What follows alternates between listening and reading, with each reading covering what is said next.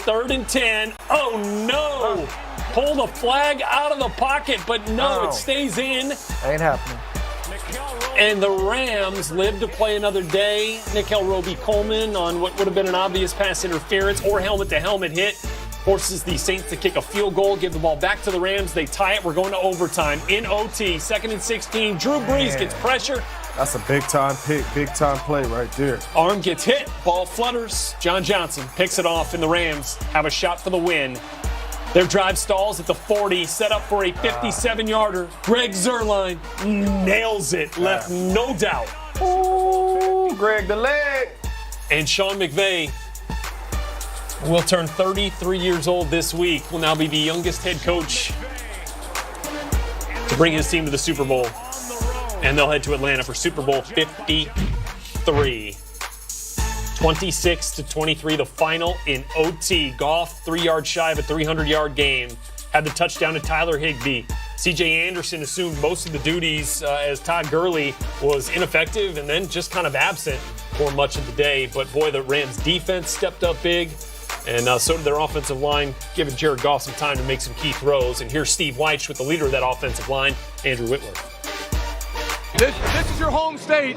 When you see in overtime, when Dante Fowler hits Drew Brees and you get the pick as an offense, what was it like knowing it was on you to go ahead and finish this? I felt like it was our moment, to be honest with you. We felt like after the first half, really everything that could go wrong went wrong, and we were still in the game, and we felt like, hey, they left the door for open, so let's go finish it. You coming here, you're beating a quarterback like Drew Brees with Jared Goff, who showed a lot of poise in some big moments. This is the biggest game you guys have ever played in. What about the way some of these players showed up? 16 was amazing, and we know that's who he is. And, man, it's not just Drew. This arena makes them a really tough team to beat here. So, offensively playing against that, Jared to come in here and do that, man, you can't say enough about him. All right, congratulations, Whit. Thank you. Thank you.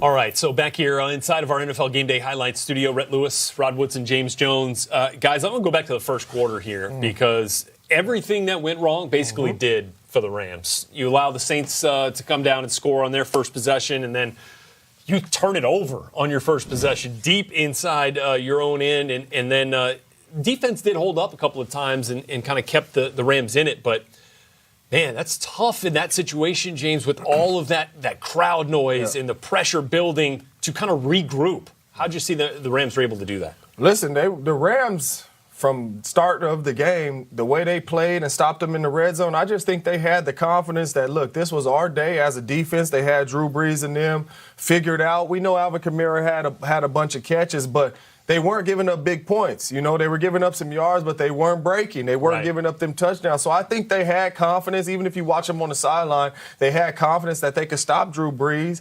And they got after him and got a turnover in crucial times of the game. That's why I said the Rams, you got to give them credit. They made plays on all three phases of the ball game when the play had to be made, whether it was a crucial third down, whether it was getting a turnover, whether it was Jared Goff making some great throws on third down, keeping the drives alive. They made plays when they had to, and you got to give the Rams credit. And Wade Phillips' defense came to play.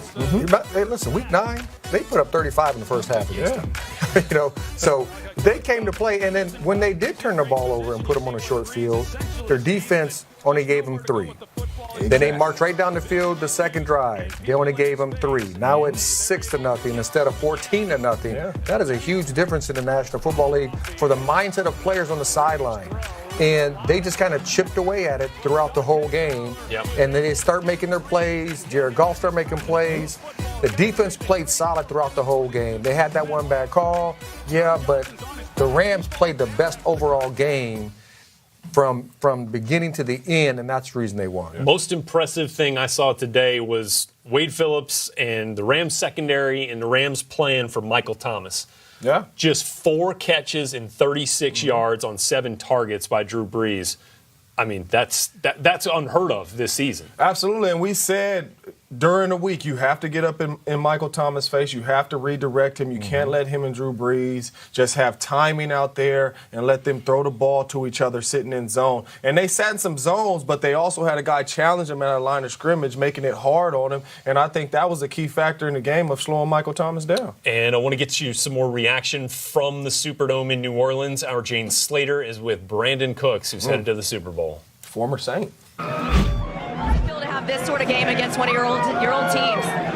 It's a team effort. It's beyond a blessing. It's special.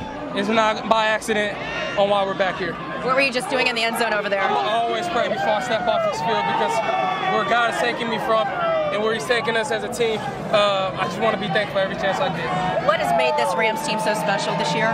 How we believe in one another. There's nothing bigger than that. The star of the team is the team. Like Coach always says, it's a special thing. Appreciate your time. Congratulations. See you in Atlanta. All right, Brandon Cooks, 7 for 107. Speed does kill, as you mentioned, man. He got himself open a couple of times. Think about it. We went through this trend of wanting these 6'5", 6'4" receivers to just jump over everybody and play big boy ball. But these little fast guys, I'm going to tell you what. Running. In my 17 years of playing football, the individual receivers that gave me issues were receivers that can create separation off the break and run and can run. Yeah. And it's all the small guys. Those guys give DBs headaches all year long. I don't care what generation you're talking about, and they always get open. Yeah, I remember talking to Sean McVay once they picked up Brandon Cooks in the trade from the Patriots. And he said, "I've wanted this guy for a long time," and one of the biggest reasons why he and the Rams are headed to Super Bowl 53. Well, this is the other reason as we get set to come back here. Yeah, you saw it. Under 2 minutes to play. Should have been pass interference. Coulda, woulda, coulda. That was not called on Nick Elroby-Coleman. That helped the Rams secure I don't an really NFC see championship. The helmet to helmet, though. It looked like he led with his shoulder, but at the end of the day, that's a terrible non-call. It's a pass interference. We'll talk this and more right after this. I got a million ways to get it. Choose one. Hey, bring it